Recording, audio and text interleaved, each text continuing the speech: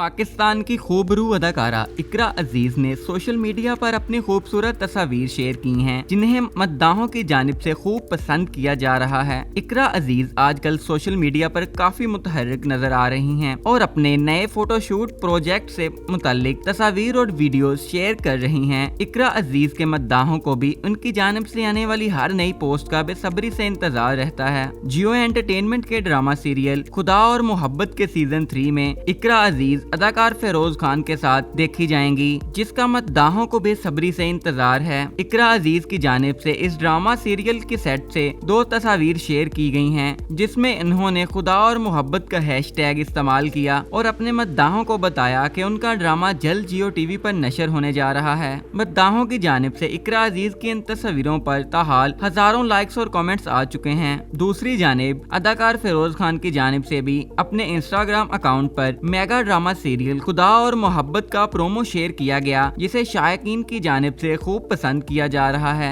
वाज़ेह रहे कि ड्रामा खुदा और मोहब्बत की कहानी इश्क हकीकी और इश्क मजाजी के गिर्द घूमती है और अपने मद्दाहों की जानिब से इस ड्रामे का बेसब्री से इंतजार किया जा रहा है। ड्रामे की कहानी मुसन्नफ हाशिम नदीम ने लिखी है और हदायतकारी सैयद वजाहत हुसैन ने की है। खुदा और मोहब्बत का सीजन 3 नामवर प्रोड्यूसर्स अब्दुल्ला कादवानी और असद कुरैशी की सरबराही में बनाया गया, जो कि जल्द जियो एंटरटेनमेंट पर नशर किया जाएगा।